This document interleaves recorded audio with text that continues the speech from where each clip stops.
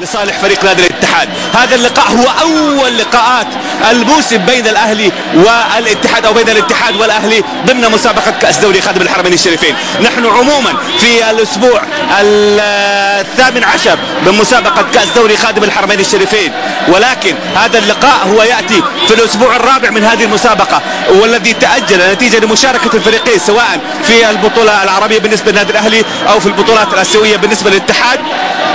وجاءت هذه طبعا البطولات المتعدده لتؤجل هذه المباراه. هذه كره اماميه عبد الله هوساوي في الانطلاق، اللي هو هوساوي خروج من تيسير الانتيف النجم الذي تصفق له الاكف الاتحاديه تماما. الانتيف كان خروج موفق وابدع في مباراه امام فريق الوحده اللي انتهت بفوز اتحادي صعب بهدف مقابل لا شيء. الفريق الاتحادي كما ذكرت لك هو يامل ان يكون في وسط المربع الذهبي، ان يكون ايضا متواجد في نهائي كاس ولي العهد، على اعتبار انه هو راح يلعب ايضا مع الفريق الاتفاقي. الفريق الاهلاوي ماشي معاه حلاوه وطريق مسفلت صح، استطاع ان يهزم الزعيم في الاسبوع الماضي بهدفين مقابل لا شيء، وكان يعني الفوز فعلا يعتبر للفريق الاهلاوي يعني دفعه وجرعه قويه للاهلي لتكمله مشواره ومواصلته طبعا من ناحيه بطوله كاس ولي العهد. وايضا الان في هذه المباراه هو يطمح انه هو يستمر في الابداع ويستمر بالاداء باقل المخاطر. لاحظ معاي هو يعني يجابه على كاس ولي العهد ويجابه على كاس دوري خادم الحرمين الشريفين ويجابه على البطوله العربيه امام وفاق الصيف، بالتالي يبغى يفوز على الرواق. الشيء هذه كره على طول الى الموس مالك معاذ، حاول يطلع هذه على طول الحاطه. السلام، حلوه حلوه حلوه حلوه. شوف لعبها الموس، لعبها الموس معاذ، يشق يخيط تخيط صحيح، يشق شقوق ما تخيط مالك معاذ. عملها في الدعيه، عملها في الدعيه في الاسبوع الماضي في نصف نهائي كاس ولي العهد، وفعلا اخذ دفاع الفريق الهلالي بشكل عجيب جدا، حطاه في نفس الزاويه اللي كان فيها. شوف الموس، شوف الموس خيطهم على طول، حاول انه ياخذ مساحه ولكن التو ما جاء صح، التو ما جاء صح من اللي هو تيسير. ياسر هوساوي يلعبها دقيقتين وداشين على الدقيقة الثالثة.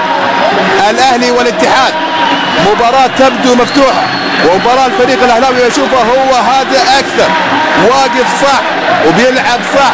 ولحد الآن فريق الاتحادي طبعا لسه الكلام بدري، هي قصة طويلة ما بين الاتحاد والأهلي، ومباريات الاتحاد والأهلي هي مشهودة من أفضل المباريات. وأهم شيء طبعا هو ما بعد المباراة، الكل حبايب، الانفعالات مطلوبة، الحماس مطلوب، ولكن كل شيء بعقل.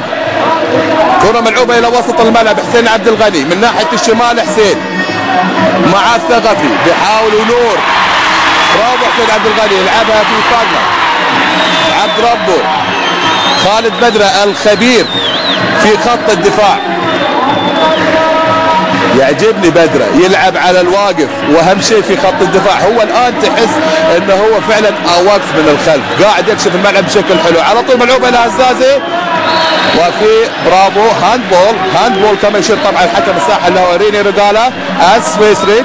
هذا اللي بوشا قام مع هذه الكره.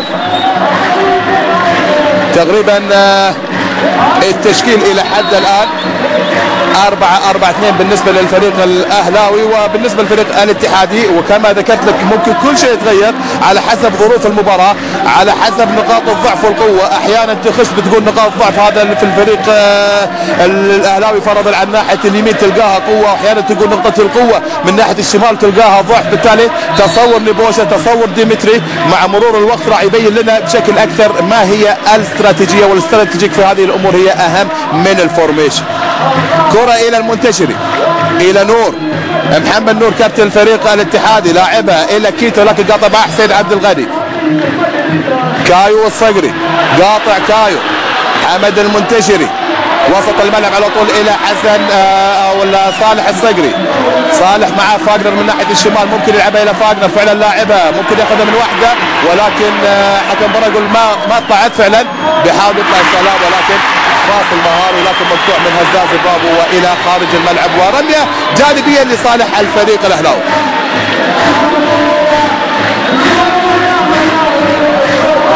كما ذكرت لك الاهلي 25 نقطه فاز في 7 وتعادل في 4 وخسر 4، والمركز الخامس من 15 مباراة عنده كريدت واحدة، عنده مباراة واحدة زيادة على الفريق الاتحادي، بينما الفريق الاتحاد 32 نقطة من 16 مباراة، كسب 10 خسر 4 تعادل في 2 فهو في المركز الرابع.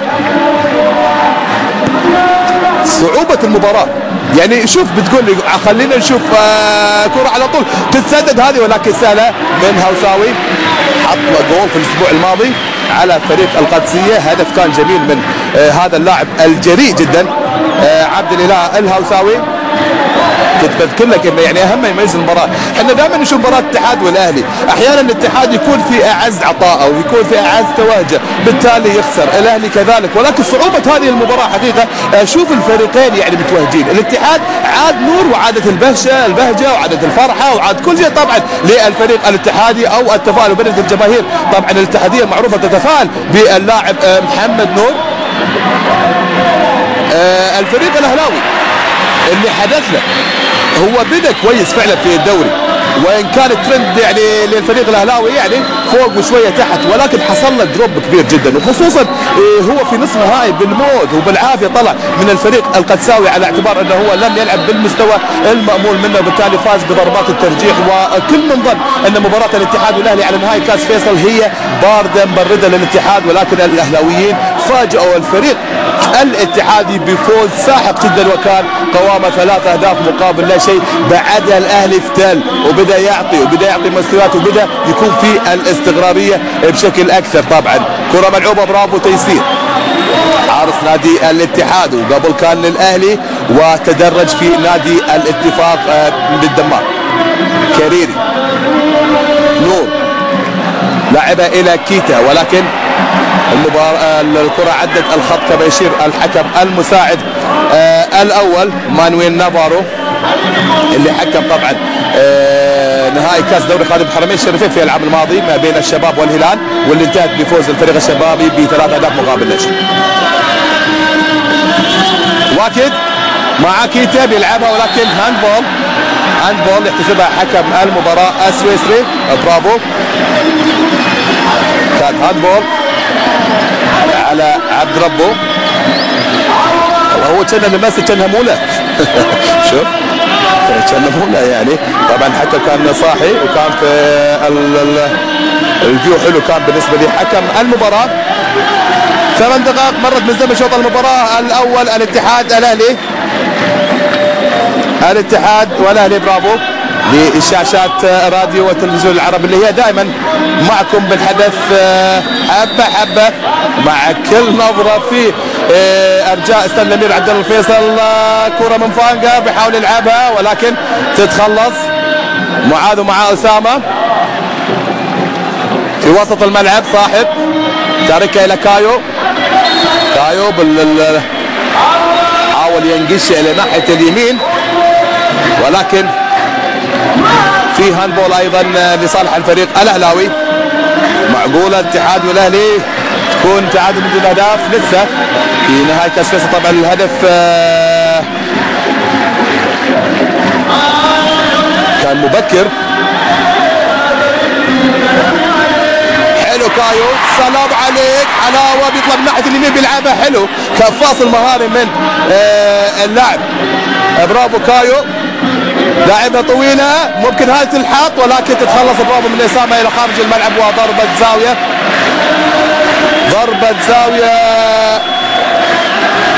للفريق الاهلاوي. شوف يا عين عليك السلام، حلو البرازيليين مره حلوين، يتناسق حقيقه، راح يمين وراح شمال وهو لاعب مؤثر، ورينا اليمين طرشه ولحط له واحد القصير هذا ممكن مو حسين عبد الغني لا كايو. حسين عبد الغني على التنفيذ، لاعبها تنحط، الله حلوه من بدره، حلوه اللعبه تشوف، ولكن ما لبست بريل اللاعب الخبير الهاموش.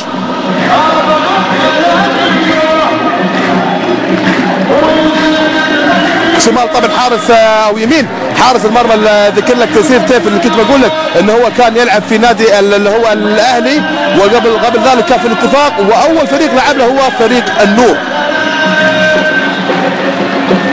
على اليمين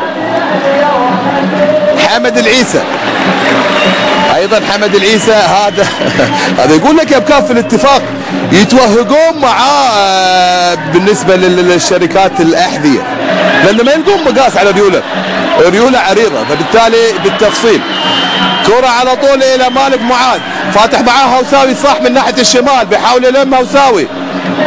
مباراة صعبة على هوساوي وهي اختبار حقيقي لهوساوي اللي في هذه ثالث مباراة يمثلها 20 سنة متدرج فيها النادي الاهلاوي. كيتا ناحية اليمين مو مسنود وعلى طول معاه اللي هو مقفل بشكل صح اللي هو حسين عبد الغني، بالتالي الى رمية جانبية لصالح الفريق الاتحادي.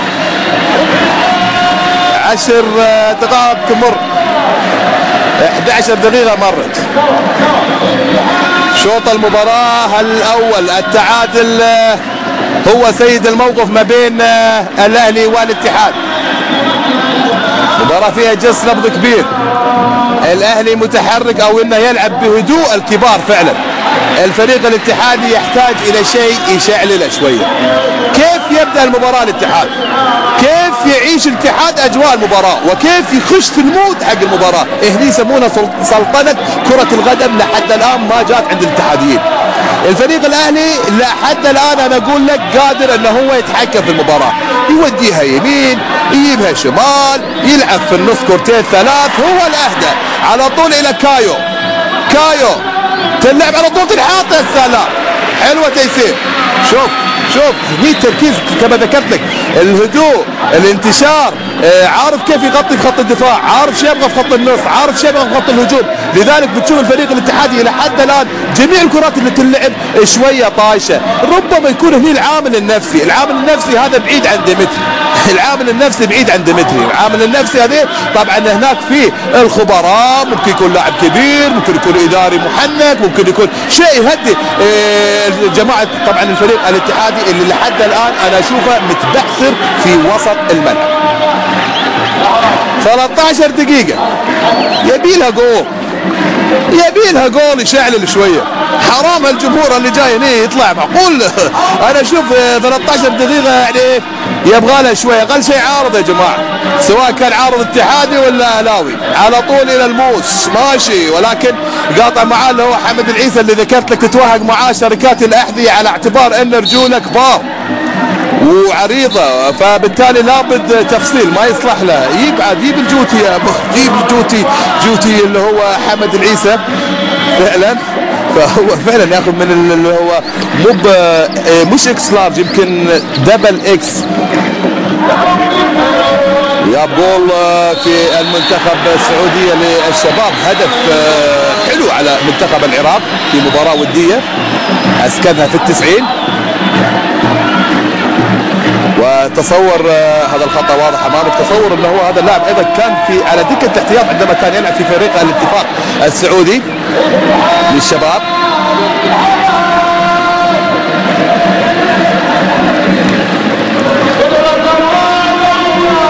مباشرة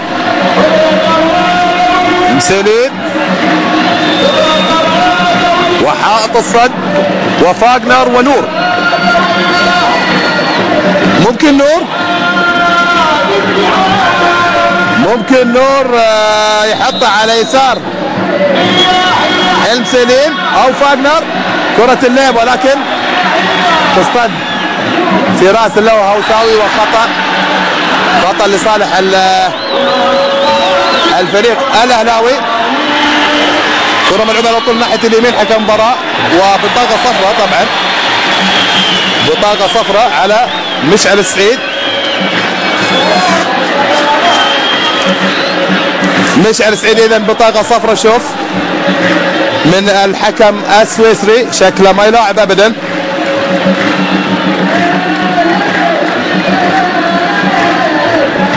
على العموم يتنفذ الخطأ بالنسبة للفريق الاهلاوي. تيسير خالد بدرة الى حسين عبد الغني، حاول يحصل حسين ولكن بالطول، ونور يطالب بالكرة، يطالب من اللعيبة، يطالب من خط الدفاع طبعا هم يتقدمون. حمد العيسى ربع ساعة مرت من زمن شوط المباراة الاول في قمه المنطقه الغربيه وفي قمه الكره السعوديه ان لم تكن على المستوى الاسيوي، وبطاقه صفراء ايضا للثقفي. الثقفي اصفر ايضا في اول ربع ساعه. نتمنى ان ما نشوف كروت، كل مكثره الكروت سواء على خط الان على اللي هو كما ذكرنا مشعل سعيد في خط الدفاع وعلى الثقفي في خط النص، مع ضغط المباراه الواحده يعني ممكن واحده ثنتين يكون فيها طرد، وبالتالي هذه الامور ما تكون في حسبان المدربين. هذه الامور تسمى الظروف اللي تغير المباراه. الواكد منتشري، اسامه لاعبه على طول، هزازي طويله الى صالح الصقري. في هدوء كبير في المباراه، وكنا نتمنى ان مستوى المباراه يصعد اكثر واكثر.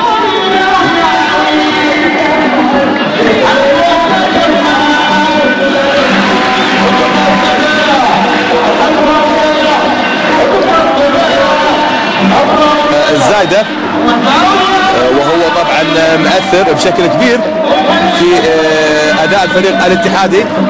صحيح نور روحي، صحيح نور من اللعيبه الكبار، من اللعيبه اللي ممكن يغيرون شكل فريق باكمله، وليس فريق بل منتخب، ولكن ايضا مناف له لمسته، له تكته، وله لعبته من ناحيه الشمال لصالح الفريق الاتحادي. ضربه زاويه للفريق الاتحاد.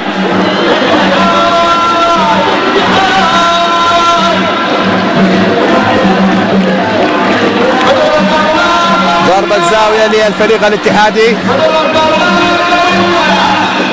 تتنفذ، تلعب بالراس ولكن بعيدة عن مرمى المسيليم. ضربة راسية كانت، سلامات. اشوف انا اللي واضح امامي اللي هو وليد عبد ربه.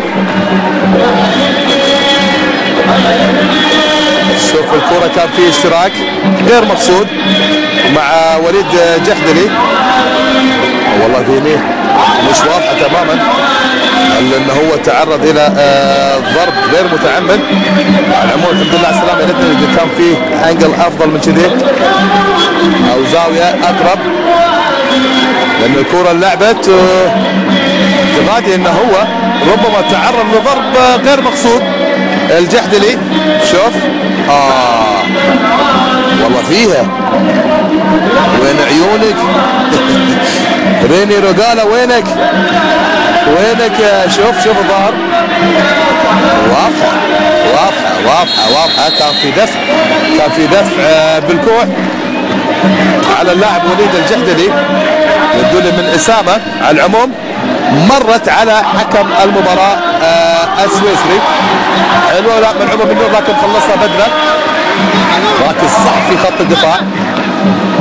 لما يجيك لاعب بستايل بدره مو لازم يصير السرعه تكون عنده يعني سريع، لا يحتاج هذا قاعد ينظم بس. كرة على طول من خلفه، هذا ممكن تنحط ولكن سهله. شوف بدره ثقيل يعني ممكن اللاعب يروح فيها، يعني يقابله نور، يقابله فاغنر، يقابله يعني اي لاعب كريري، يقابل اللي هو بدره. اللاعب راح ياخذه بالراحه، ولكن اللي اقصده وقفته تعجبني، صح يتحرك، صح مشي الدفاع معاه وهو يتحرك، هو مشي الدفاع. هني الفن عاد في كره القدم، مو كله سرعه وركضه وروحه وهجله، لا يبغى لك اللاعب الهادي، اللاعب الكبير اللي يكون قد بيوحد الفرقه كلها. لابد يكون في لاعب هادي، هم كلهم اسراع، لا ما يصلح. لابد الهدوء يكون لاعب الخبير والهادف في خصوصا خط الدفاع. حبيبي وبدره من اللعيبه الكبار ويمتاز بتنفيذ ضربات الجزاء. اوساوي لحد الان ما سوى اي شيء. كايو على اليمين الى هزازي، طالب منه تيسير كرة اللي يلعبها قصيره على الناحيه ما بين اللي هو مشعل ما بين اللي هو الصقري، ولكن كان المفروض انه يلعبها بشكل افضل من كذي اللي هو هزازي. على العموم رميه جانبيه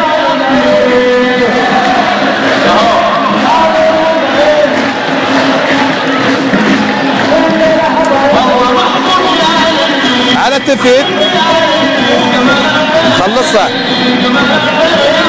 مشعل، ولكن حكم المباراة يقول ان هناك الكرة رمية جانبية لصالح الفريق الاهلاوي.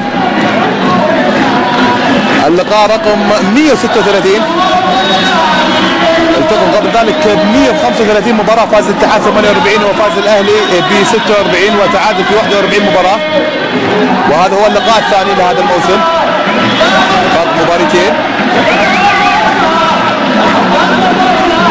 هذا الخط الواضح على مشعل السعيد من ناحية الشمال، الركض قوة الاهلي من ناحية الشمال. الاهلي اللي هو قاعد يضغط من ناحية اليمين او من ناحية اللي فيها هزازي، يعني ثقفي عبد الغني ممكن يصير فيه عمل كبير من ناحية الشمال، ولكن ولحد الان هي لعبة مدربين. كرة ملعوبة الى وين؟ من حسين عبد الغني والى خارج الملعب وضربة مرمى. وشا استاد وجه الطويل، ديمتري ايضا على التكنيكال اريا. ديمتري عنده حسابات، ما هي حسابات ديمتري وكيف سيقبض على مفاتيح اللعبة الاهلاوية. وفرصة الاهلي في هذه اللحظات، انا اقول لك اذا الاهلي كان مكتوب له جول واذا الاهلي مكتوب له انه يجيب هدف، لا فرصة في هذه اللحظات. فريق الاتحادي كما ذكرت لك الى حد الان هو برا المود، الاتحاد برا مود المباراة تماما، فبالتالي ربما يكون للاهلاويين فرصة اذا ما تحرك الكرة على طول. كيتا الى نور، السلام عليك، لاعبة حلوة الى ناحية الشمال، ملعوبة هذه، طلعها الهاموش على طول براسه خلفية الى محمد نور ومعاه الثقفي، والثقفي عليه كارت، بطاقة صفراء، عنده بطاقة صفراء، يقول شوف تهديد، بطاقة صفراء، هو عمل له خطأ حقيقة قبل تقريبا 10 دقائق وخذ له بطاقة صفراء وعلى نور، والآن خذ له هم بطاقة صفراء هم على نور. بالتالي اللي واضح شنو؟ ان اللي مطلوب من الثقفي ان نور ما يتحرك. الواكد ملعوبة بالراس، ولكن الى ضربة زاوية ثانية بالنسبة لي الفريق الاتحاد، يعني ممكن يكون جول حق الاتحاد من الكرات الثابتة. ضربة زاوية للفريق الاتحادي، دقيقة 15 بزاوية والآن دقيقة 22، ضربة زاوية للفريق الاتحادي.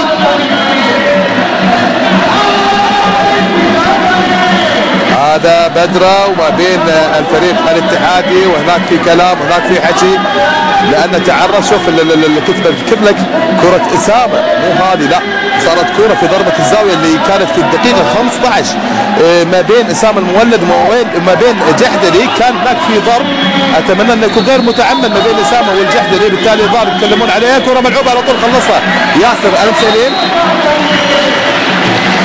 إلى ضربة زاوية ثالثة بالنسبة للفريق الاتحادي.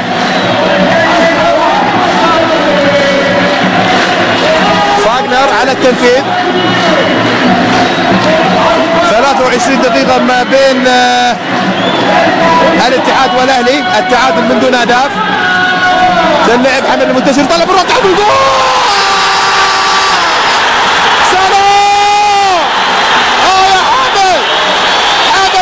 يفتتح التسجيل بالنسبه للفريق الاتحادي. جول جول جول جول جول جول جول جول يا ابو النبور، الله يا منتشري، استقل الخروج، وتحيه وتعظيم طبعا من هذا اللاعب الكابتن الكبير، افضل لاعب في هذا الفريق قدم سجل هدف الاولاني بالنسبه للفريق الاتحادي. جول من ضربه زاويه ثابته كانت على الفريق الاهلاوي، خروج غير موفق كان من اللي هو ياسر السليم. شوف فاغنر طلع ياسر وحطاه اللي هو منتشري ومرت من تحت ريلك يا جحدلي، وهدف اتحادي وكره ملعوبه. حكم المباراه يقول ما في شيء. شوف معاي الاتحاد، شوف معاي، حطاها من كره ثابته، هي كذي هي كرة القدم، هذه هي كرة القدم. الجول يجيك في اقل من ثانية. الاتحاد جاب الجول فعلا من 3 ضربات زاوية. دقيقة 15، دقيقة 22، دقيقة 24. يا الهدف الاتحادي، وهذا هو نيبوشا. ادري هي مش على البال، وادري هي مش على الخاطر، وادري ان هي مش لعبة تكنيكية ولا تكتيكية. هذه هي لعبة الكبار. الكرات الثابتة هذه ممكن يجي فيها الهدف، سواء انت ضاغط سواء انت مو ضاغط.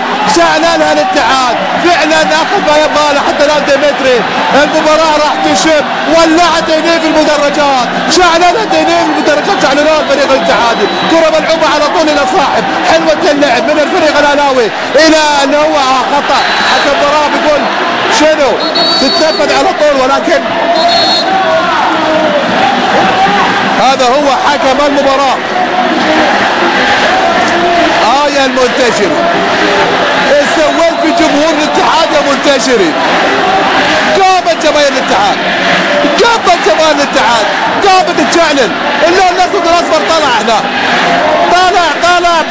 طلع الحكي، طلع جمهور الاتحاد يتقدم. شوفوه يناقص، يتباين.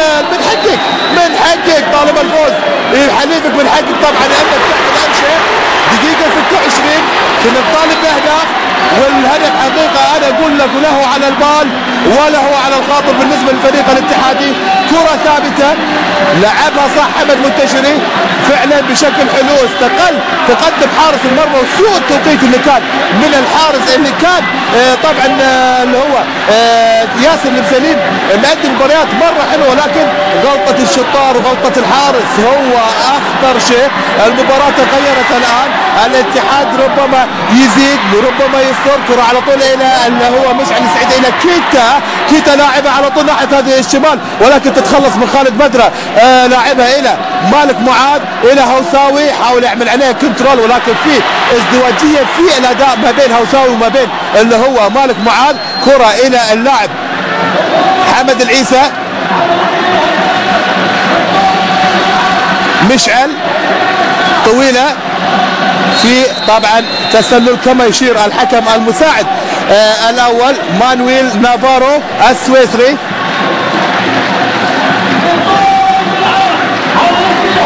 الفريق الاهلاوي يسعى للتعديل. حمد المنتشري، حقيقة انا هذا اللاعب سعدت وانا كنت اقرا له خبر في وورلد سكر، وهي مجلة مشهورة انجليزية، وانا ارى خبر وموضوعية عن هذا اللاعب عندما كان افضل لاعب في 2005. طبعا اي لاعب سعودي ينتشر طبعا خبره وصداه في الميديا، سواء كانت انترناشونال ولا على اللوكال محلي او عالمي، تنبسط اذا كنت سعودي تسمع وتشوف خبر يهم لاعب طبعا سعودي. وحمد المنتشري كان من افضل لاعبين في اسيا في 2005، لاعب كبير جدا، وان كان صار له دروب في مستواه في الاونه الاخيره، ولكن الكبار ما يموتون. حمد المنتشري قادر طبعا انه هو يعود لمستوى افضل مما اللي قدمه. سلام، خلاص المباراة تتحول بسرعة. مباراة الديربي كنا شفنا اول مباراة لحد الدقيقة 20 شفنا الاهلي يضغط، شفنا الاهلي يتحكم بالمباراة، شفنا الاهلي شوف عاد هو جاب له جول في كوريا، فريق كوري في بطولة اسيا اللي حققها الفريق الاتحادي، جابها على طريقة ماجدونا تماما، سدح الحارس سداح من ناحية الشمال وحطها بشكل حلو اللي هو أسامة المولد. مالك معاذ إلى كايو، مو باين على طول. مالك بيحاول يسدد اللعب، ولكن سهلة في حارس المرمى، عطاها قبلة، عطاها بوسة اللي هو تيسير أنتيف. شوف بالإعادة على العموم داشين على النص ساعة و15 دقيقة راح تفصلنا عن نهاية شوط المباراة الأول. كرة ملعوبة على طول الفريق الاتحاد، هذه ملعوبة حلوة، فاغنر على طول لمح اللي هو حسن كيتا، ومن واحدة لعبه هذا هو نيبوشا.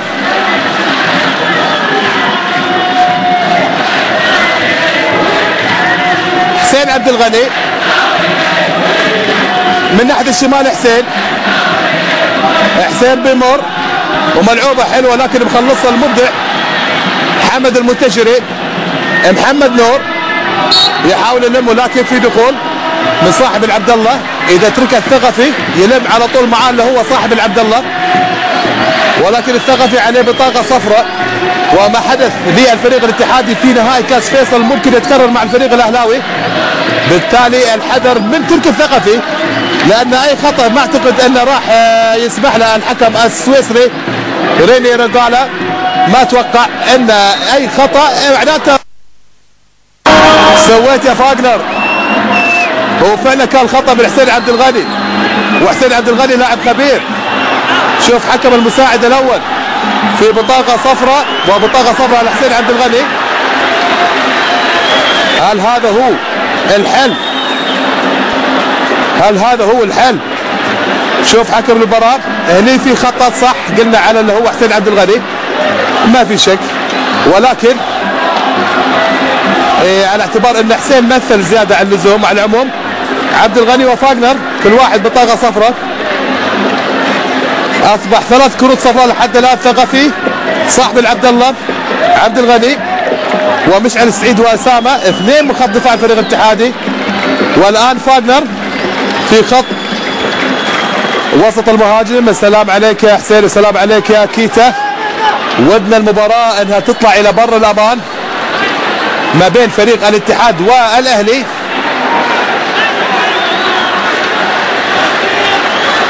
35 دقيقة. الصقر يشوت بالشمال،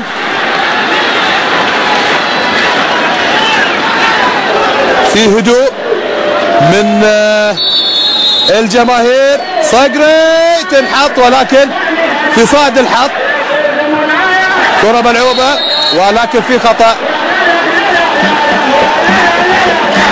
على محمد نور. هدف الاتحاد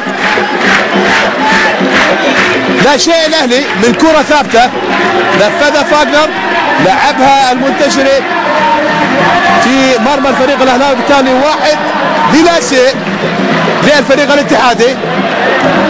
كرة ملعوبة بالخطأ لطول كيتا، ممكن يحطها، تنحط. الله كيتا، يا كيتا ياتك على طبق من ذهب، وكان ممكن تستغل بشكل افضل من كذا.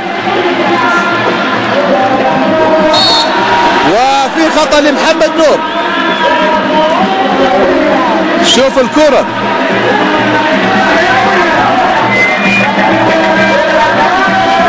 ملعوبة الى مشعل. كيتا بيحاول يلم، ولما كيتا معاه اللي هو بدرة، وخطأ على خالد بدرة. والله ياته على طبق من ذهب اللي هو حسن كيتا. شوف الكرة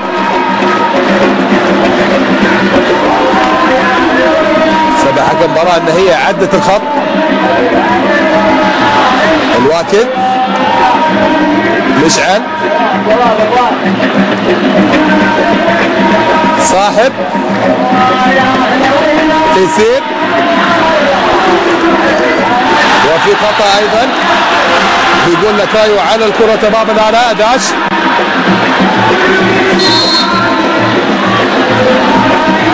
شوف الكرة، شوف الكرة كانت ما بين تيسير او بين كايو. هذا كايو حكم مباراة كان قريب طبعا. القادسية والفيصلي، القادسية 1 الفيصلي لا شيء. دقيقة 35.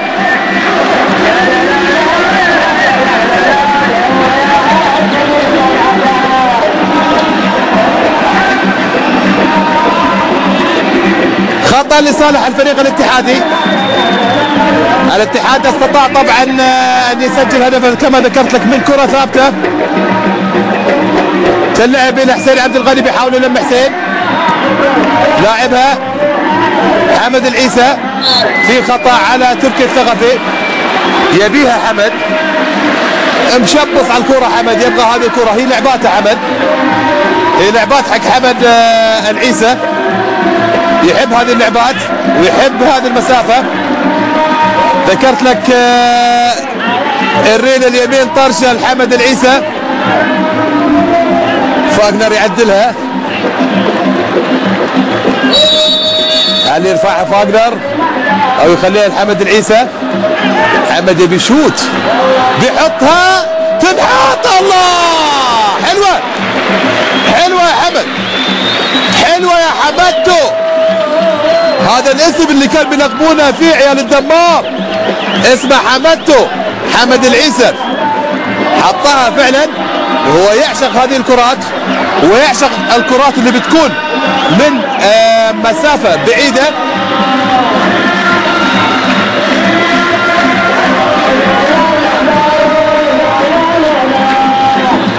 هزازي والله في خطأ على اللي هو منو، مشعل طار، مشعل طار، طار طار طار، مشعل السعيد طار.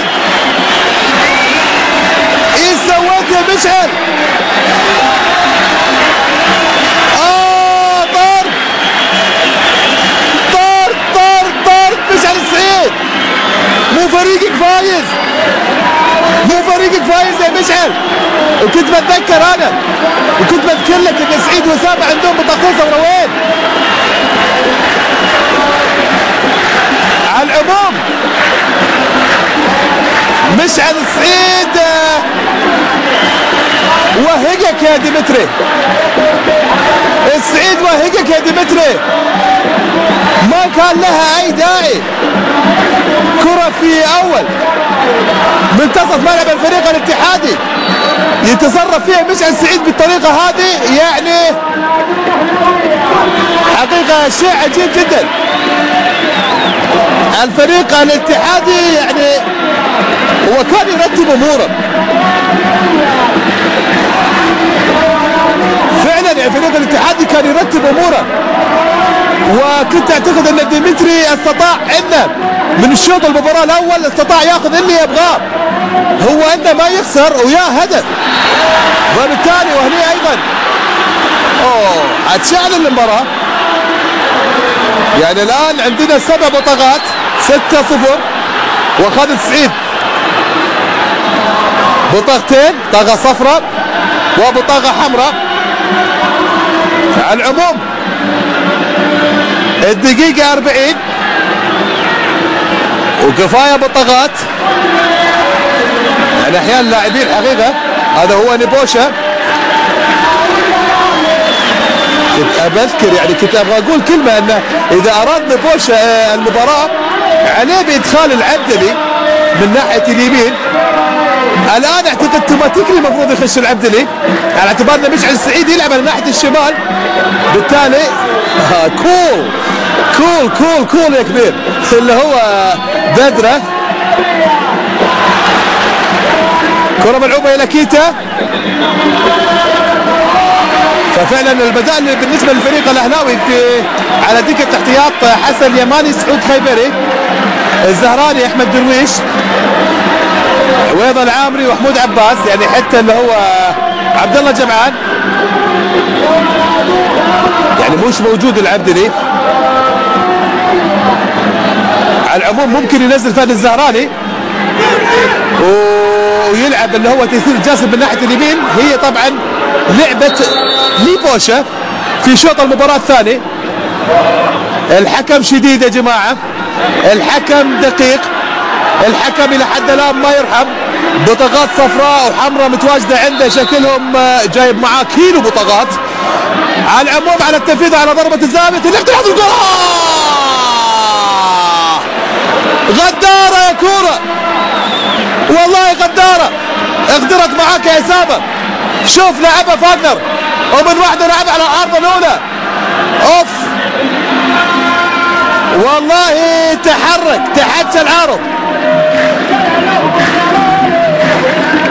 الاهلي الاتحاد،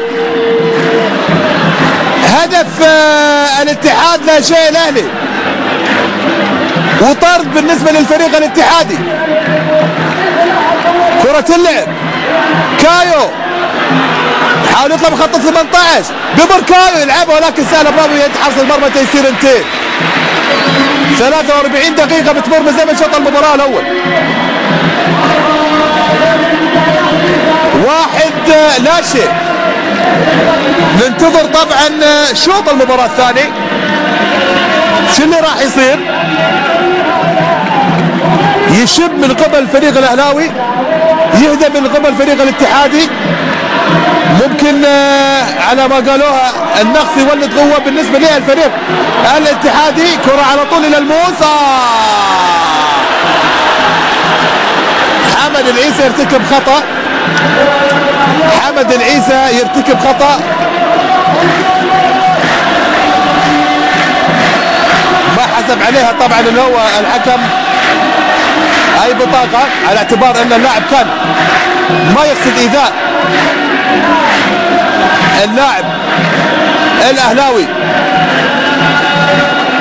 الكبير مالك معاذ. حسين عبد الغني. كايو كايو كايو بيحطها. حلوه حلوه يا تيسير، حلوه تيسير وحلوه كايو بيشيلها تيسير. شوف هي اللعبة، بس تصدقون الكرات هذه خطرة. مش حكاية ان هي جات في نفس المحل، لا، الاكسبكتيشن احيانا توقع الحراس يخدع في مثل هذه الكرات. الحراس دائما في هذه الكرات يروحون للزاوية اللي على العارضة اليسار او القائم الشمالي، فبالتالي لو تحرك جذعة شوية صعب كان يرجع، فبالتالي ثباته هو اللي خلى الكرة تنشال، لأنه ثبت صح وشالها صح. وثلاث دقائق طبعا يشير اليها الحكم الرابع ممدوح المرداس. شوف على طول شالها اللي هو تيسير. برافو.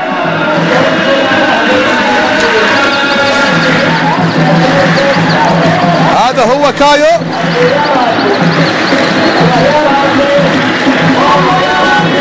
الغسية والفيصلي لا زال فريق قدساوي طبعا. 1-0 انتهى الشوط الاول. الشوط الاول ما بين القدسية والفيصلي، فوز الفريق القدساوي بهدف مقابل لا شيء. الدوري مشعل والدوري شاب ضوء حقيقة في الاسابيع الخمسة الاخيرة. كايو كرة ثابتة من اللي هو بدرة، ولكن بدرة ولا لويات يعني بوشة كان يتمناها طبعا، يتمنى الهدف في الوقت هذا بالذات على اساس يخطط ويمخمخ ما بين الشوطين. ولكن اذا ما انتهى الشوط المباراة الاول بفوز الفريق الاتحادي بهدف مقابل لا شيء، في اعتقادي الحسابات ستختلف تماما بالنسبة لأدايا ديمتري او أدايا الاخر لبوشا.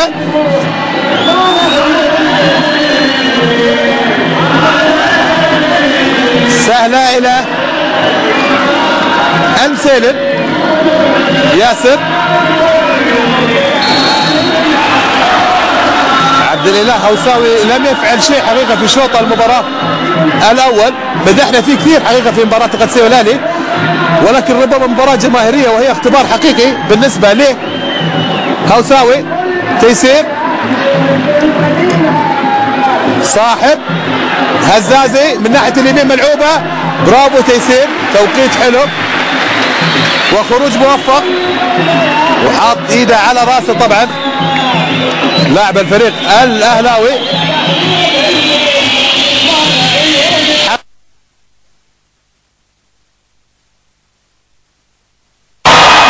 يعديها حسين ومعاه محمد نور، وفي خطأ على محمد نور. هذه الكرة واضحة امامك، خطأ تكتيكي كان من اللاعب محمد نور على زميله حسين عبد الغني. كرة ملعوبة حلوة صح، هذه ممكن تنعكس، أرضية خطيرة تنحط ولكن سلام. حلوة يا منتشري، حمد المنتشري بيشيل عرضية ثقفي. شوف تمركز بشكل حلو، وانا شايف حسن خليفه بيأشر لبدره انه يكون على العارضه الاخيره او هزازي. كرة اللعب على طول ايضا متخلصه من دفاع الفريق الاتحادي. وفي هذه اللحظات مشاهدي ومتابعي راديو وتلفزيون العرب بيطلق الحكم الدولي ريني روغالا السويسري صافرته عن نهاية شوط المباراة الأول بفوز الفريق الاتحادي بهدف مقابل لا شيء، سجل عن طريق حمد المنتشري في الدقيقة 24. 7 طبعا او 6 بطاقات صفراء طرد بالنسبة للفريق الاتحادي عن طريق اللاعب اللي هو مشعل السعيد. على العموم سننتقل الى فاصل اعلاني وثم مع زميلي عبد العزيز البكر والكابتن الكبير ماجد عبد الله والاستاذ حمد الصنيع، فالى هناك بعد الفاصل. بسم الله الرحمن الرحيم. ايها الاعزاء، تحيه لكم مره ثانيه من استاد الامير عبد الله الفيصل بن عبد العزيز في مدينه جده، ومع الاشاره التي كانت من الحكم الرابع السيد ممدوح المرداس بخروج اللاعب رقم 10 عبد الله هوساوي ودخول اللاعب رقم 11 عبد الله الجمعان. يبتدئ شوط المباراه الثاني الذي نتوقع ان يبدا كما كان شوط المباراه الاول مليئا بالحماس وبالنديه بين الفريقين. هنا محاوله الحسن كيتا للامام لكنها تتخلص اهلاويه. الاتحاد ب10 لاعبين يبدا شوط المباراه الثاني بعد ان اتم شوط المباراه الاول، وحتى الدقيقه ال40 ب10 لاعبين فقط، يعني من الدقيقه ال40 هناك 10 لاعبين يلعبوا لفريق نادي الاتحاد بعد ابعاد ياسر المسليم هزازي جحدلي بدر حسين عبد الغني صاحب العبد الله تيسير الجاسم انطونيو كايو الثقفي مالك معاذ. طبعا عبد الاله هوساوي نزل بدلا منه اللي هو عبد الله الجمعان. بالنسبه للفريق الاتحادي تيسير التيف حمد المنتشري سامة وحمد العيسى وصالح الصقري ومحمد نور وسعود كريري. كرة ملعوبة، خلينا نشوف هذه ممكن يصير فيها حكي وممكن يصير فيها كلام ولكن تتخلص. عبد الله الواكد والحسن كيتا، وكما ذكرنا طرد اللاعب مشعل السعيد بعد ما اخذ له بطاقتين صفراء وحمراء. في وسط الملعب الاتحاد هدف والاهلي لا شيء. الثقفي الى وين يا تركي الثقفي؟ طبعا نذكر بالبطايق الصفراء. الثقفي عبد الغني من الفريق الاهلاوي، اسامه وفاغنر من الاتحاد واوريدي سعيد كما ذكرنا طرد بالكرت الاحمر. هذا هو عبد الله الجمعان اللاعب المعار من نادي الهلال.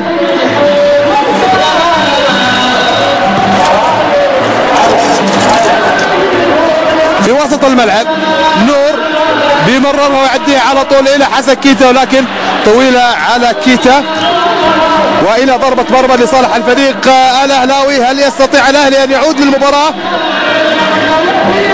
ويسجل هدف التعديل؟ هذا هو طبعا ما دار اكيد في غرفه تبديل الملابس ما بين المدرب نبوشة ولاعبيه، ولكن بكيف يعود الاهلي لهذه المباراه راح نشوف من خلال التكتيك والتكنيك بالنسبه للفريق الاهلاوي.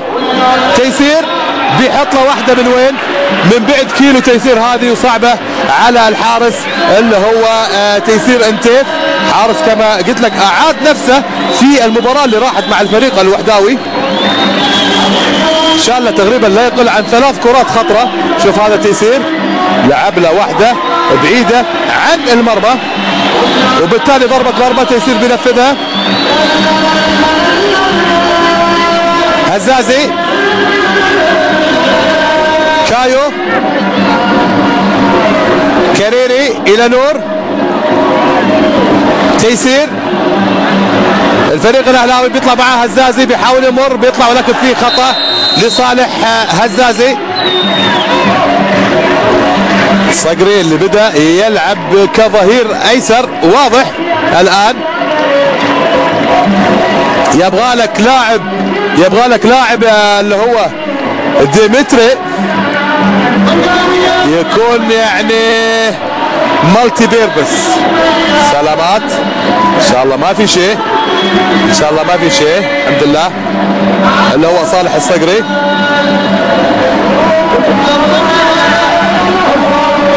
شايف رضا تكر.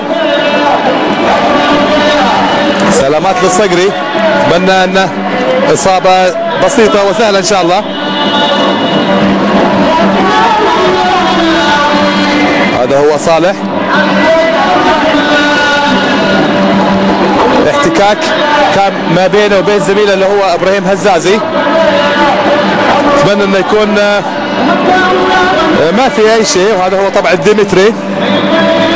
والله هو خطط في شوط المباراة الاول، يعني احنا شفنا شوط المباراة الاول فعلا الاتحاد بالنتيجة كان فايز 1-0، ولكن كطريقة كلعب وكأداء الهدف اساسا كان واضح، جاي من كرة ثابتة. هذه الكرة اللي صار فيها الكلاش ما بين هزازي وبين اللي هو صالح الصقري، ولكن الهدف جاء عن طريق كرة ثابتة، ما كان فيها لعبة 1-2 تسديدة من بعيد كرة عرضية، لا جاء هدف. هذا هو مهم طبعا في المباريات هذه. الآن هي مباريات أصبحت مثل الكؤوس، الفريق الاتحادي يبغى يثبت نفسه في المربع الذهبي، يجي كرة ثابتة، يجي من الأوت، يجي من ضربة مرمى، مش مهم، أهم شيء 3 نقاط الآن في هذه البطولة الهامة في أقوى دوري عربي فعلا. واللي يقول مو أقوى دوري عربي طالع يشوف الجمهور، يشوف الناس، يشوف النقل الجماهيري. فعلا جماهير الأهلي من ناحية اليمين، جماهير الاتحاد من ناحية الشمال، أسود واصفر واخضر وابيض، وحقيقة يعني حضور مذهل جدا جدا جدا في استاد الأمير عبد الله الفيصل، حضور جماهيري رائع في مباراة فعلا ما بين الأهلي والاتحاد. ولكن لو حرارتها تزيد شوي، ودنا شوي تشعلن، ربما اضطر اللي حدث في ما كان ودي صراحة يصير، ودنا يصير في سجال، واحدة للاتحاد، واحدة للأهلي، واحدة على اليمين، واحدة على الشمال، واحدة في العارض، واحدة يشيلها حارس، ودنا شوي شعلنة في الملعب. ولكن إلى حد الآن ما جاءت على ما توقعنا حقيقة. رضا تكر بدلا من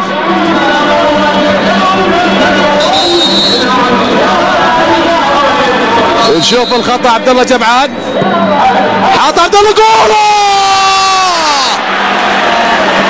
مش ممكن، قبلها جمعان حاطها بريلة الشمال، والله قاعدة تلف وقاعدة تلف وتدور يا جمعان، لفت ودارت وراحت بعيد عن زاوية 90. والله خطيرة فعلا، كان سيردها الجمعان بهدف تعديل لو مشت هذه الكرة الخطيرة جدا للأسمراني عبد الله جمعان. على العموم دخول اللي هو حمد المنتشري في تشكيل الفريق الاتحادي اللي هو رضا تكر. نشوف بدل منه اللي هو رضا تكر. شوف الكرة كانت في محاولة طبعا من اللاعب عبد الله جمعان.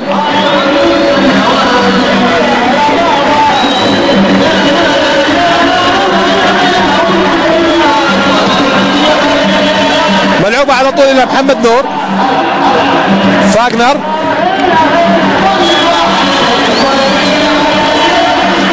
الجحدلي على طول لعبها الى بدرة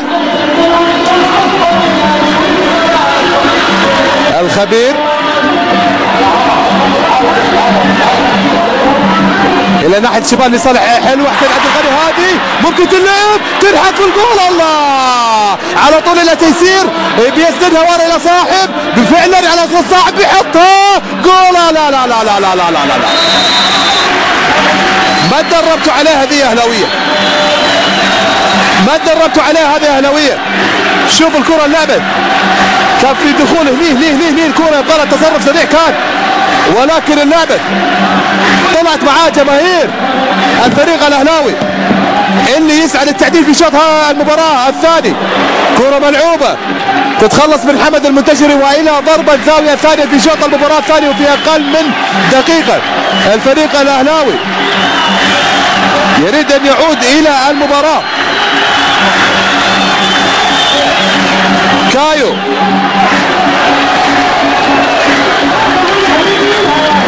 على طول اللعب، ملعوبه خطره تنحطها تطلع برا. الله طلعها برا، برافو اللي هو تيسير او صاحب العبد الله، ولكن ما كان لها حد، بالتالي بتمر سلبات على مرمى الفريق الاتحادي.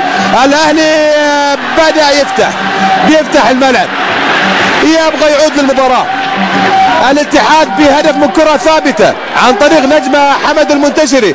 الاهلي يريد التعديل، ممكن في هذه الكرة ملعوبة على العرضة الاخيرة، بدر بينزلها يسندها، ولكن كما يشير حكم المساعد الاول الكرة عدت الخط يا بدر، وبالتالي الى ضربة مرمى لصالح الفريق الاتحادي. هذا فاغنر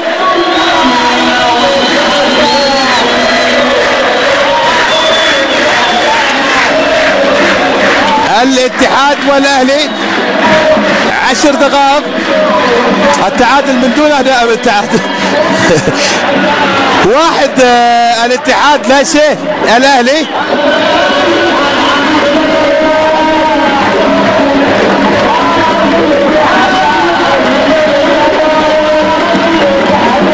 شوف اسامه المولد اللي سحبها طبعا، اسامه المولد سحب اللي هو ديمتري اسامه.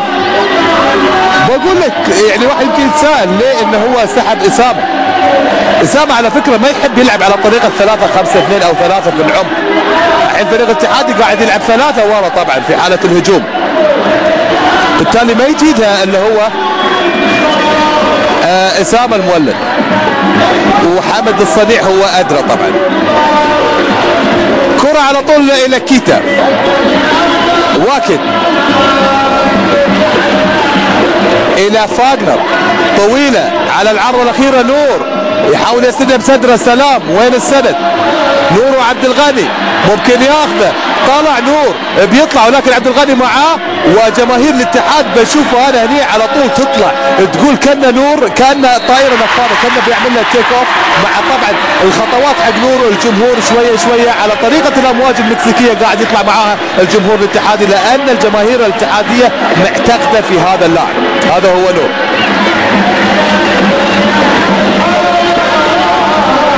ايش راح يسوي لبوشة؟ كل الامور ماشيه معاك يا عم. الاتحاد صدق فايز 1-0، ولكن يلعب تحت ضغط النقص. كرة تتخلص من الصقري الى هزازي، كرة ملعوبة على طول، برافو بيلمها اللي هو تيسير. شوف هزازي يعني عمل له واحدة من بعيد، يعني كما ذكر طبعا المحللين والكابتن ماجد بالتحديد عن هزازي ان دوره الدفاعي افضل من هجومي. في رايي الشخصي المتواضع يعني طالما انه هو دوره دفاعي هو يحتاج للفوز لبوشة. متى سيسحب اللي هو هزازي على اساس انه هو يهاجم بشكل اكثر؟ هو يحتاج اذا كان يبغى كما ذكرت لك، اذا يبغى النقاط الثلاث لازم من سحبه هزازي، لان الدور الدفاعي لا تحتاجه في مثل هذه المباريات اذا انت تحتاج الفوز. كوره فيها خطا حكم المباراه، برافو يقول ما فيها شيء. طبعا استعجل فيها حمد العيسى واخرجها. شوف الكوره ما فيها اي شيء، بالتالي كملها حمد العيسى الى خارج الملعب. كايو عبد الله الجمعان حاول يلعبها من وحده الى حسين عبد الغني، صاحب تيسير اليوم مش ولا بد. كرة بالخطأ من حسين عبد الغني، فاغنر لعبها الى كيتا بتعدي، خطرة هذه ما مرت معه اللي هو الحسن كيتا، ما مرت مع الحسن كيتا. تيسير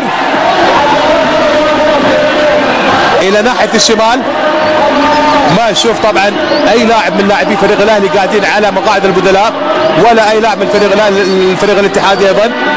الكل يسخن والكل يحمي والكل يتجهز، لان ربما لا بيصير فيها تغييرات في هذه المباراه. تكر كيتا، حسن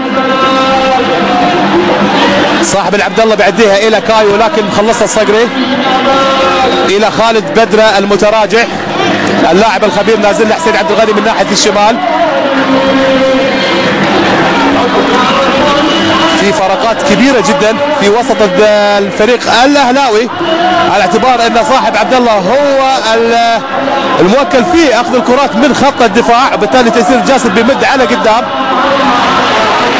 تيسير قدام الاطراف تركي الثقفي وهزازي ايضا من ناحيه اليمين، وعبد الله جمعان ومالك معاذ وكايو ايضا في خط المقدمه. بالتالي مش مشكله انك انت تتمركز في خط 18 فريق الاتحادي، معناته ان انت تبغى تعديل. يبغى لك واحد يجي ينزل الملعب، يبغى لك واحد يلاعب الاظهره، يبغى لك واحد يتعب هزازي، يتعب حسين عبد الغني. وين هذا الواحد يا نيبوشا؟ كريري، هزازي، ملعوبه الى رضا تكر، مخلصها رضا. اداء الى حد الان انا مو عاجبني حقيقه المستوى الفني. دقيقه 15 كنت اتمنى ان اشوف لمسات احلى وافضل من كذا ما بين الفريقين الكبار، وقلت لك فريقين مو كبار على مستوى المملكه فقط ولا على مستوى الخليج، انما يتعدى الى المستوى الاسيوي. فريق الاتحادي فريق كبير، فريق عريق، فريق له تاريخ. فريق الاهلي فريق ممتع جدا، وان جيت اشبه الاهلي مع اختلاف التشبيه يذكرني بالفريق او المنتخب الهولندي من الفرق اللي تضرب وتعطي، ولكن في النهايات ما لها حظ. تقريبا 7 أو 8 نهايات خسر الفريق الاهلاوي في مختلف المنافسات، وان كان يسمى قلعه الكوس. كيتا في خطأ لصالح الاهلي.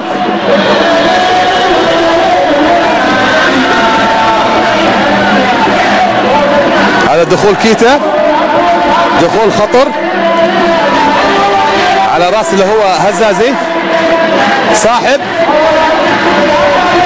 هزازي في وسط الملعب، فاتح معاه تركي، برافو لاعب الى تركي الثقفي، ممكن يلم ولكن مخلصها حمد العيسى احلى الى خارج الملعب، ورميه جانبيه لصالح الفريق الاهلاوي اللي يحتاج لتعديل ويحتاج ان يعود للمباراه.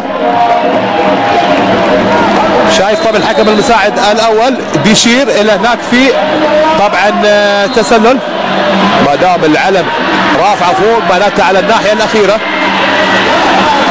على العموم هذا هو نيبوشا الصربي. ما هو الحل وما هي الحلول لدى نيبوشا؟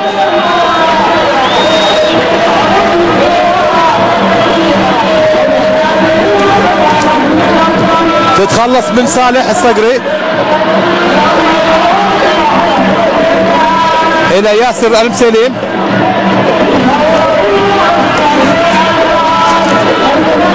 تذكر لك طبعا الاهلي تأهل الى نصف نهائي ابطال العرب،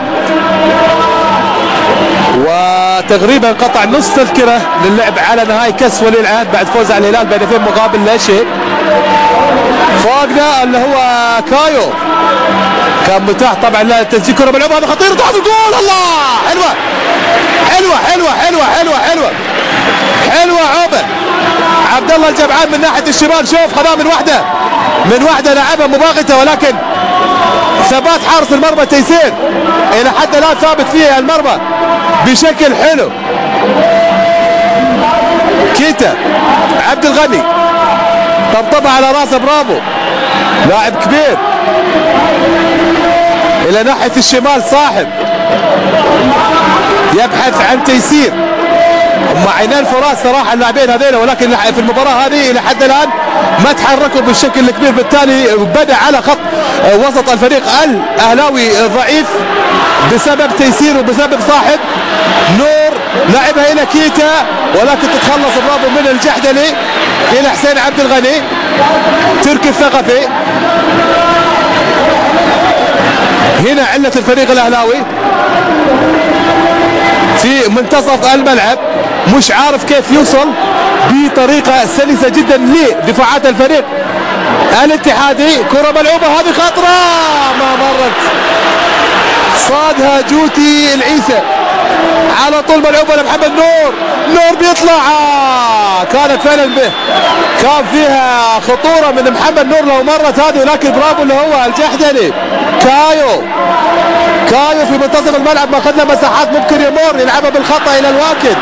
الاتحاد يعتمد على اخطاء الفريق الاهلاوي في شوط المباراه الثاني. الاهلي يبغى يخلص المباراه ويبغى يجيب هدف التعديل، وربما لو جاب هدف التعديل لكل حامد الحديث. وانا شايف طبعا في تبديل الثقفي يخرج من ارض الملعب ويدخل بدلا من اللي هو 27. والله اللون الفنيله يلمع. حمود عباس 27 راح نشوف. حمود عباس راح يلعب على اليمين والثقفي كان يلعب على الشمال، بالتالي راح نشوف حمود عباس وين راح يكون البوزيشن حقه او وضعيته في وسط الملعب.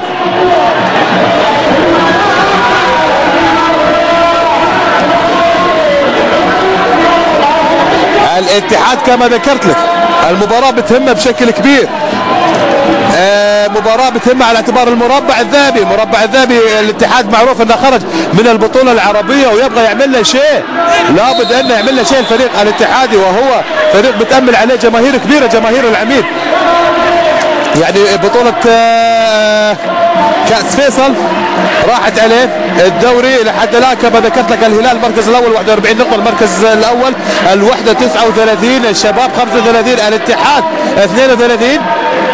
فوزنا في مباراة اليوم الاتحاد معناته 35 نقطة، والله ما هي سهلة. 3 نقاط و3 نقاط في الدوري الآن تساوي لها أكثر، الحين بتساوي أكثر على اعتبار أن الجولات قاعدة تخلص. الفريق الاتحادي باقي له 5 مباريات يعني وفينش، والفريق الأهلاوي باقي له 6 مباريات وفينش. الجماهير ما تبغى تعيش على حسابها، تقعد تحسب تجيب لك مدرس حساب بعدين يلا شلون اتأهل.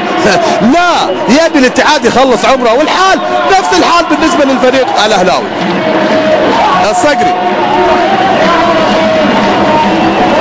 ياسر المسلين الحارس اللي كنت ذكرت لك كان يعني سوء توقيت في خروجه، خصوصا حارس كرة القدم يعني 7 متر 32 سنتي، اي حركة جذع يمين جذع شمال خطوة خطوتين معناته جول، هو خط النار فعلا، لان ما حد يعوضك لو خطيت. كايو لام كايو ممكن يروح وبيطلع كايو، حلوة كايو، ملعوبة هذه بيطلع لها الجمعانة، كان مفروض طبعا انه هو يسددها، ولكن الكرة الى كيتا وبدر ثقيل وبيخلصها الكبير. الكبير كبير ثقيل ولا بثقيل؟ ما شاء الله عليك سكسويل يا بدر، بس قادر يشيل الدفاع صح وقادر يتحرك صح، برافو.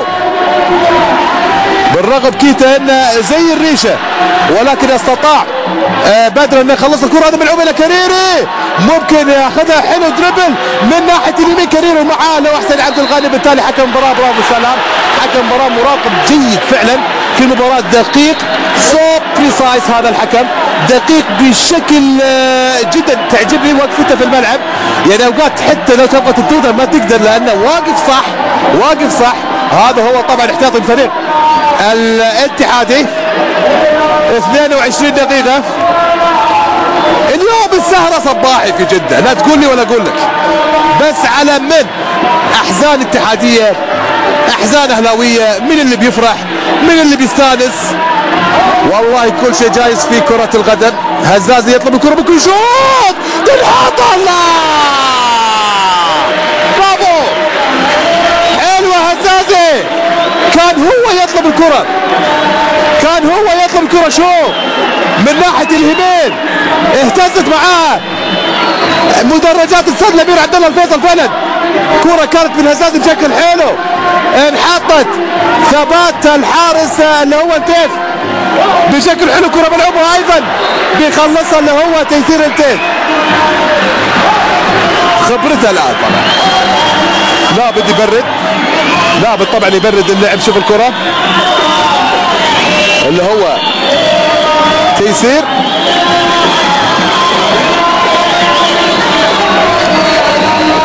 سلامات طبعا لحارس المرمى، وهذا هو الحكم اللي واضح تمام ريني رجاله. يعني الان كل تقريبا يقول لك ناس ليش الحكام الاجانب، مباريات حساسه يا جماعه، الدوري مشعل، الدوري حقيقة يعني المباريات اللي القادمة يا عيني عليك باطن، بسم الله ما شاء الله عليك، يحفظك من العين ان شاء الله يا ربي.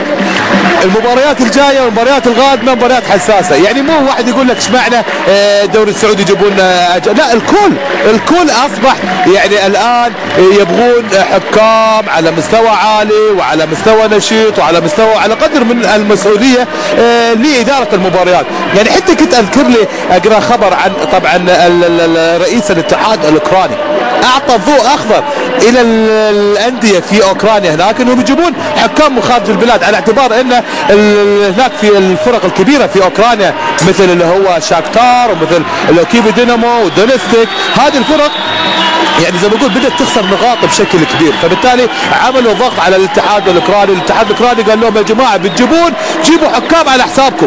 الاتحاد الاوكراني عليه بس المصروفات اللي على المحلي الاكسترا، يعني هذا على الحكام على الانديه، فعلا يدفعوا تقريبا لهم 65,000 يورو على اساس يجيبون هذه الثلاث فرق، طبعا على اساس يجيبون اغلب مبارياتهم في الدوري الاوكراني. فبالتالي فعلا حرام فريق يلعب ويسوي ويشتغل من بدايه الدوري تروح عليه كوره، يعني احيانا بتشوف بطولات تتلطش قدامك عينك وما تقدر تتكلم، ما تقدر تحدد، تشوف اخطاء يعني فظيعه جدا في الدوري، ولكن يعني السكوت احيانا يكون ارحم في مثل هذه الحالات. والكل انا لا اقصد نادي معين بعينه، الكل تاذى من قضيه التحكيم وقضيه الاخطاء التحكيميه اللي ممكن تحدث. بالتالي هذه في نقطه تحسب طبعا للاتحاد السعودي وللرئيس طبعا الاتحاد السعودي الامير سلطان بن فهد ونائبه الامير نواف بن فيصل على هذا، يعني الخطوه فعلا حلوه، وطبعا على حساب الاتحاد السعودي. الانديه ما قاعده تدفع، شوف اوكرانيا قاعدين يدفعون وقاعدين يسوون وقاعدين يحطون وقاعدين يعملون، وين كانت الشغلات هذه كما ذكرت لك مو بس الكل من الفرق القدسيه تقدم الحين لما تجد رساله. لحظه نشوف الكره هذه خطره ملعوبه، ممكن تنحط الجول،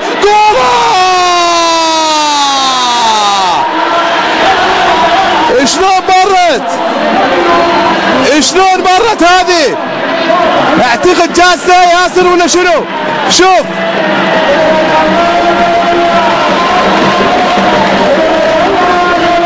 القدسية اضاف الهدف الثاني في هذه اللحظات اثناء القدسية لشيء الفيصلي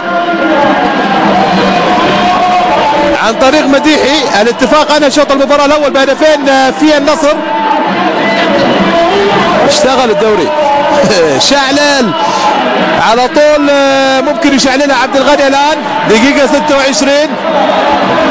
ان جاب الاهلي جول والله المباراة اتوقع انها تكون نار، راح تشب وتولع بشكل اكبر، لان فريق الاتحاد الان يلعب على ايش؟ الكرة هذه على طول من وليد مقصلة، وليد وبدر هم طبعا ماسكين بشكل حلو لحد الان.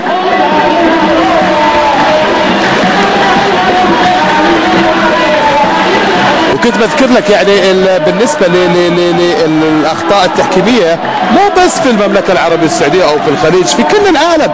بتروح اليونان، بتروح بلجيكا، بتروح ايطاليا، بتروح برشلونه، اخطاء كثيره يعني. فبالتالي كل شيء صار. هذه خاطر تلحظ الجول، هي جول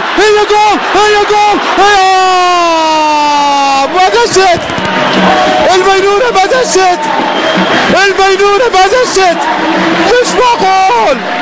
ياه شنو والله ما دشت البينونه، ما تقدش جول، خونت كرة. يا لطيف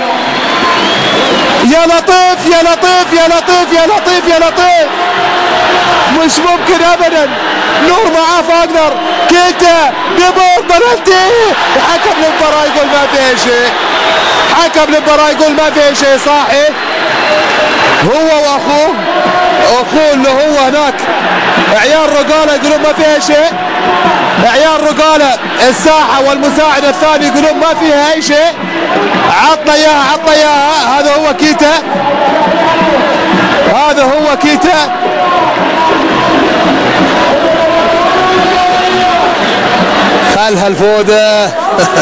خالها الفودة وفك عمرك. على العموم كرة الى عبد الغني، ملعوبة ناحية الشمال، كايو حاول انه يدش طبعا من ناحيه الشمال من ناحيه حمد العيسى اللي خلاص تسندر من ناحيه اليمين. حمد يا جماعه خلاص ثبت هناك، انزرع حمد وانزرعت الاطراف الاتحاديه. حمد العيسى وصالح الصقري ما قاعدين يتقدمون، قاعدين يتعمدون لان على الهجمات العكسيه اللي بيقودها الكرات الطويله سواء كان من تشري ولا من واكد ولا من رضا على الكرات الطوليه، ويسند معاه اللي هو كيتا اللي هو محمد نور. الان هذا هو الشغل، هذا هو جمهور الاهلي، جمهور قلعه الكوس. يد على القلب، واحد يفكر يقول يوم ويكند، مو بحلو الويكند واحد خسران، ها ويودع اقل شيء يقول تعادل فوز يستانس ينبسط. الخميس للجمعه في جده غير وجده غير، والاتحاد اليوم فعلا انا اقول لك قاع هو غير فعلا، فايز 1-0 عكس كل التوقعات. ربما المستوى الفني يعني لما نتحدث عليه المستوى الفني يمكن الاغلب يقول الاهلي ثابت اكثر، قاعد يناقل يلاعب يعني في وسط الملعب ويلعب مو بالشكل يعني 100 ولكن الاتحاد استقل هجمه ضرب بكره ثابته خلص اللي عليه. عبد الغني يبغى يخلصها ولكن خارج الملعب والى ضربه مرمى لصالح الفريق الاتحادي. خلص من كره ثابته، وكما ذكرت لك هذا هو طبعا جمهور الاتحاد بيأشر 4 هي النتيجه 1 وربما لهم مقصد جماهير الاتحاديه من التأشيرة بالأربعة. على العموم 29 دقيقة مرت من زمن شوط المباراة الأول، دشينا في الدقيقة 30. 15 دقيقة تفصلنا عن هذا النهائي، مو النهائي والله، عن هذا الديربي الكبير ما بين الاتحاد والأهلي. جماهير الاتحاد تنتظر هذه ال 15 دقيقة وهي ثقيلة على الجمهور الاتحادي بطبيعة الحال، بتكون اثقل على اللي هم الاهلاويه، والاهلي بيمر عليهم الوقت سريع وثقيل على الفريق الاتحادي. كره على طول ملعوبه الى محمد نور، ممكن يحصلها نور لكن داش معاه اللي هو هزازي، والى ضربه زاويه يحتسبها حكم المباراه لصالح الفريق الاتحادي، ولكن حكم المباراه ريني رقاله يقول ضربة مرمى. بالمناسبة الاتحاد خاض 12 مباراة بحكام أجانب، فاز في 5 وخسر 6 وتعادل في 1. الأهلي خاض 9 مباريات بحكام أجانب، فاز 4 خسر 4 تعادل 1. جمعان هزازي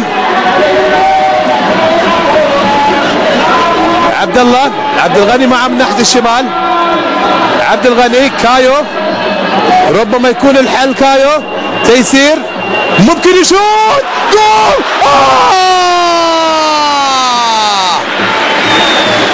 حطها تيسير، خذها تقر بيحطها على طول ناحية الشمال بيشيلها تيسير. ماشي معاك يا تيسير، برافو. من مباراة الوحدة مرورا بمباراة الاهلي تيسير بيشيل له كرة ولا احلى، كرة ملعوبة وخطرة ولكن برافو اللي هو تيسير يقدم افضل مستوى له حقيقة. تيسير شوف عطنا الاولى فيها خدعة كانت من تيسير الجاسم على الكيف، ولكن كان صاحي مركز صح. نايم الظاهر، نايم القايلة اليوم، نايم القايلة عدل يا تيسير. فعلا كرة كانت خطيرة جدا، وشوف الايد على الراس لان كرة شكلها هدف ولكن صدها هذا الحارس تيسير.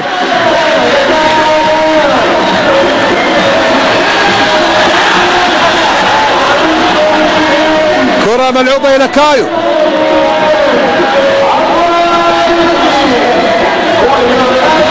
من ناحية اليمين حلوة بالكعب عيني عليك. كرة هذه بمر ولكن في خطأ كما يشير حكم المباراة. ملعوبة إلى اللي هو محمد نور، وأيضا في سجال ما بين حسين عبد الغني ومحمد نور، بالتالي خطأ لصالح الفريق الاتحادي في الدقيقة 32. دشينا على الدقيقة 33 هذا نور وهذا هو حسين عبد الغني، بالتالي في بلاك كارد من اللي هو حسين عبد الغني، بالتالي فاول خطر بالنسبة للفريق الاتحادي. هل يريح جمهور الاتحاد بظروف النقص؟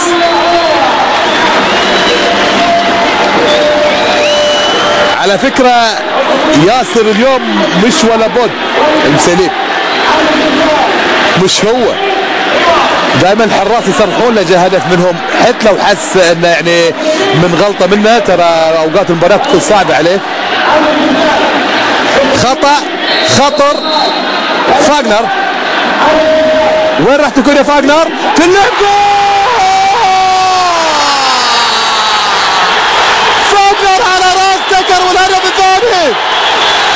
فاغنر 2 الاتحاد، الاتحاد 2 مقابل لا شيء.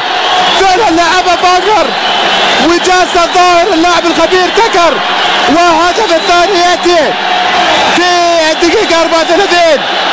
الاتحاد 2 الاهلي لا شيء في مباراة عجيبة قريبة، والله قريبة، مباراة فعلا قريبة جدا.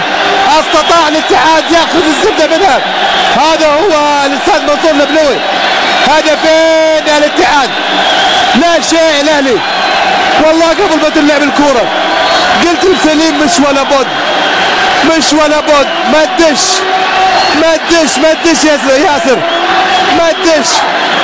شوف شوف شوف شوف شوف شوف شوف ما تدش ابدا، ما تدش. هذه الكرات عليك يا سليم. وكنت بذكر لك قبل الجول ان الحراس لو حسوا حساسين، هم الحراس والله حساسين، سو سنسيتيف. اذا دش عليه جول يحط بباله ويحط بخاطره وممكن يسرح.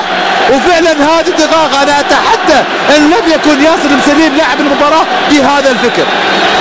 2 الاتحاد بكرات ثابته. لاحظوا معي كره راسيه من منتشري وكره فعلا من فاغنر دايركت على مرمى ياسر المسليم. وفي اعتقادي الشخصي يتحمل ياسر المسليم مبقى حمله اكثر من اللي عليه، يتحمل الهدفين وتحدث يا ياسر.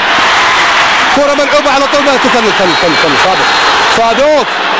عيال روغالا اليوم شغالين حكام المباراة السويسريين 10 على 10 لحد الآن. النصر 3، الاتفاق 2، القادسية 2، الفيصلي لا شيء. وحنا هناك في آخر المباراة كرة على طول، ولكن برافو للتيف.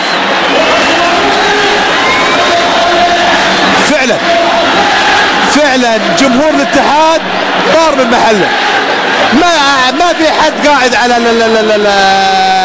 ما ظن حد قاعد على الصب الحين، الكل واقف، الكل يغني اهازيج.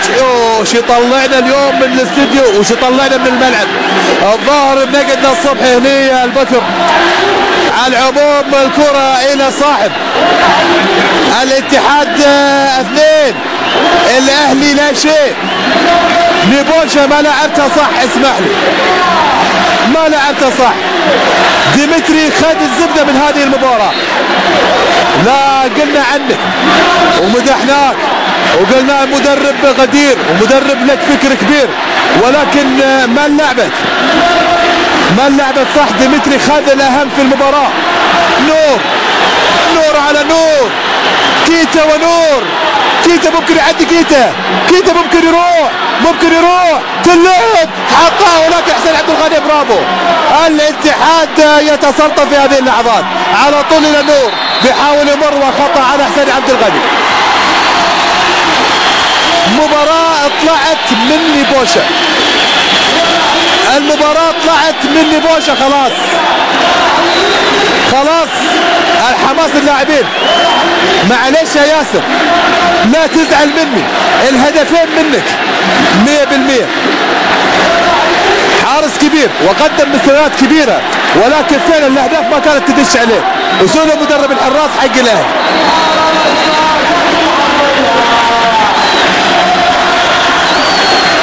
جماهير الاتحاد طربانة مستانسة فرحانة، وفي اعتقادي اليوم للصبح ستكون هذه الجماهير طربانة. والاتحاد كما ذكرت لك 32 نقطة.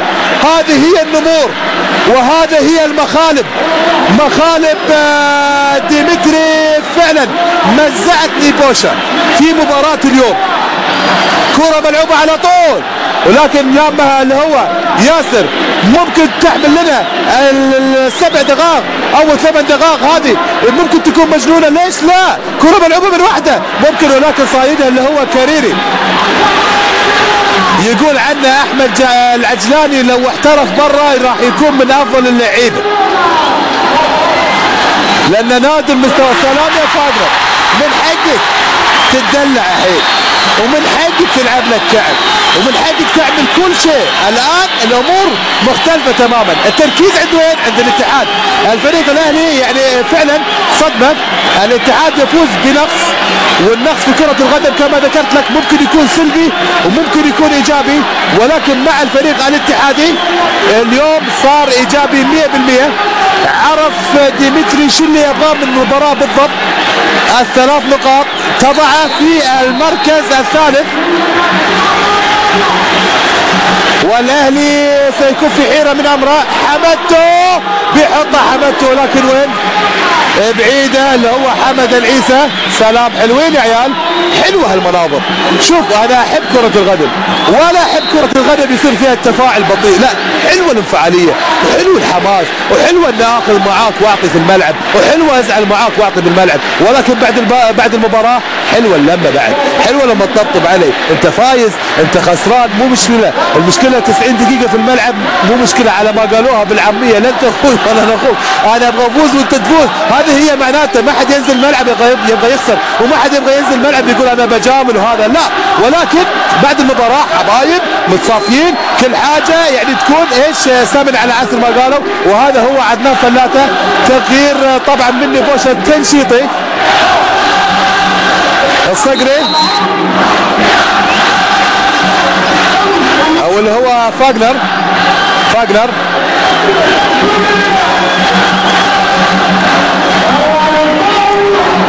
هذا اللي هو فاغنر. سلامات طبعا.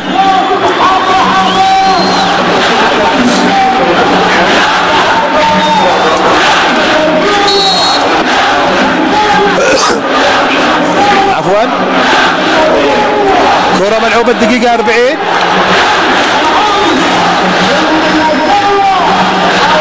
في وسط الملعب. الاتحاد 2 مقابل لا شيء، على طول بيمر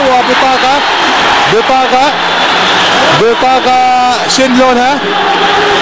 بطاقة صفراء على اللي هو بدرة، بطاقة صفراء على خالد بدرة.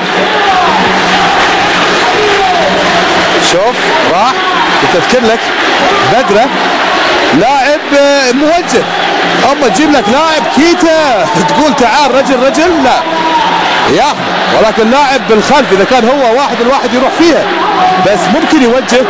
ولاعب انا يعني اقول لاي نادي يفتقر للاعب.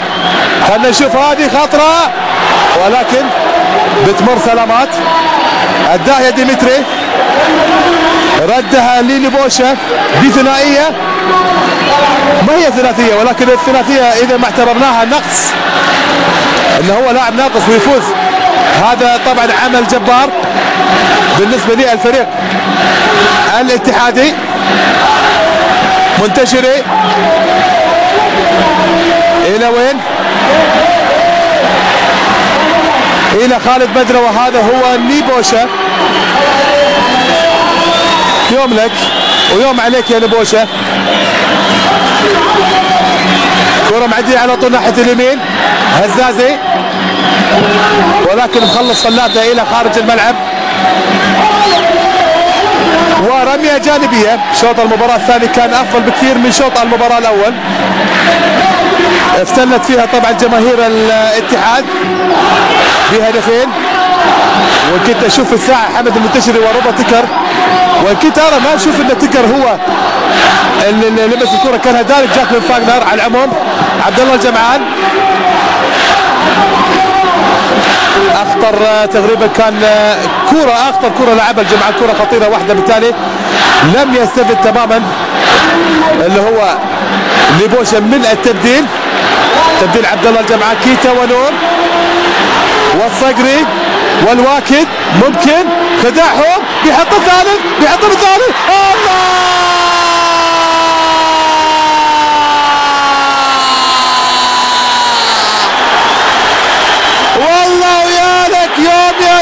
بوشع. يا بالك يا بالك يا بالك كيتا. وهذا هو جمهور الاتحاد.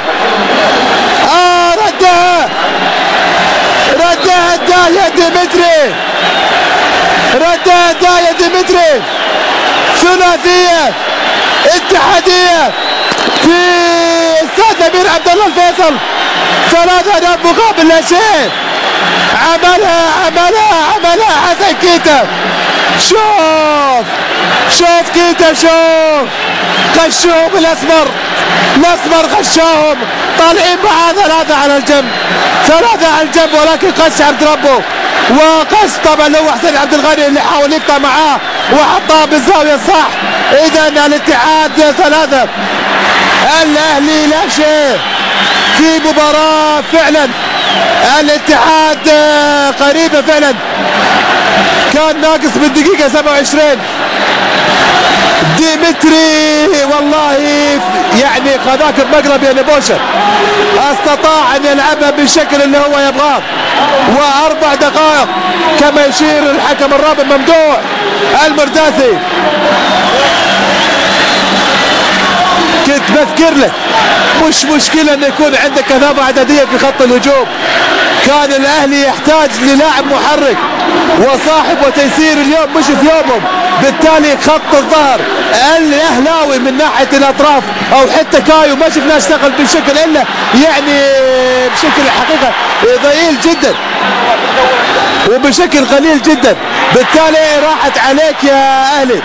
والاتحاد خذ 3 نقاط ولحد الان ب3 اهداف، والاهم من ذلك بنقص لاعب. قريب يا انت قريب والله يا عميد. يعني فعلا استطاع والله الاهلي كما ذكرك. طرد من عبد الله جمعان. بيطرد في هذه اللحظات عبد الله جمعان في الدقيقة 45. شوف لا لا لا لا لا لا لا لا لا لا لا لا. كنت أتمنى ان ما تكون الدخول بشكل مؤذي. الصدري مسكين اصابات، من ركبة ويعني يا حرام. لا سلايد غوي ومقص على ما قالوا ايام الحواري، هذه يسمونها مقص. يقول لك قصه حشه من ورا، وفعلا كانت حشه كبيره جدا من لاعب كبير اللي هو عبد الله الجمعان.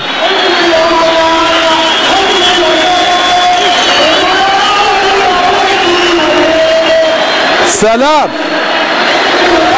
من اللي ذا سلام اللي هو دوخي. على العموم 3 أهداف مقابل لا شيء. منتشري في رأيي رضا تكر ما جاب الهدف الثاني، ولكن موجود على الشاشة هنا في استاد الأمير عبد الله الفيصل. رضا تكر، فاغنر، والحسن كيتا. وهذه هي النمور اللي استطاعت ان تفوز ب3 أهداف مقابل لا شيء في مباراة صاخبة، في مباراة كلاسيكية اتحادية اهلاوية.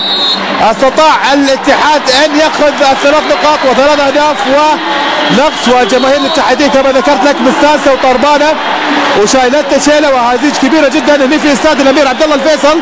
الجمهور كله قايم، ولكن ان تقوم بفرح وبدموع الفرح غير الدموع لما تكون مرة، والدموع المرة يتيبها الخسائر. خسر الاهلي، وكيف خسر الاهلي وكيف كسب الاتحاد. كل هذه الامور راح تكون بالاستوديو التحليلي ومع الكابتن الكبير ماجد عبد الله ومع الاستاذ حمد الصنيع وزميلي عبد العزيز البكر. ولكن اكيد بعد صافرة حكم المباراة استمتعنا حقيقة في شوط المباراة الثاني اللي كان هو احلى، وب3 أهداف. حمد الدوخي حلوين، دوخي اللي هو حسين عبد الغني. لذلك طبعا الاتحاد كما ذكرت لك 35 نقطة، معناته انه هو يزيح الشباب. هو بيكون له 17 مباراة والشباب لاعب له 18 35، بالتالي بيكون له عنده كريدت مباراة واحدة أخرى مع الأهلي أيضا. راح يكون له عنده مباراة أيضا مع الأهلي. كرة عند تيسير، بيحاول يمر تيسير. عمر طالع اللي هو كريري، سعود كريري لاعب نادي القادسية سابقا، واللي بدأت الجماهير القدسوية تعض أصابع الندم على هذا اللاعب كريري وياسر القحطاني، لاعب مال البطولات هذا كريري. حسين عبد الغني لاعبها إلى كايو، بيحاول حطها ولكن وين؟ حط لويات ولكن بعيدة عن المرمى يا كايو. وهذا هو حكم الساحة ريني رجالة، حاول يحطها كايو لكن بعيدة تماما. بناظر الساعة طبعا خلاص. إذا فاز الاتحاد 49 فوز مقابل 46 فوز للأهلي في لغات هذا اللقاء يحمل الرقم 136. تيسير التيف حارس يعيد نفسه فعلا مع الفريق الاتحادي بشكل قوي. مع هذه اللحظات طبعا مشاهدينا الكرام ومتابعي راديو وتلفزيون العرب، يطلق حكم المباراه ريني رجالة السويسري صافرته عن نهايه قمه المنطقه العربيه وقمه الكره السعوديه. ديربي الاتحاد والاهلي بفوز الاتحاد ب3 أهداف مقابل لا شيء، سجلت عن طريق حمد المنتشري وحسن كيدا وفاغنر. تقلب ديمتري وحقق الاهم بالنسبه للاتحاديين وهو 3 أهداف وهو 3 نقاط ايضا بعد طرد ايضا كان في شوط المباراه الاول لمشعل السعيد في الدقيقه 25. بذلك يرتفع رصيد الفريق الاتحادي الى 35 نقطه ويبقى رصيد الفريق الاهلاوي ل 25 نقطه في المركز الخامس. اذا مشاهدي الكرام متابعي راديو وتلفزيون العرب اينما كنتم، طبعا راح نتحول مع الزملاء في ارض الملعب وبعض اللقاءات الميدانيه.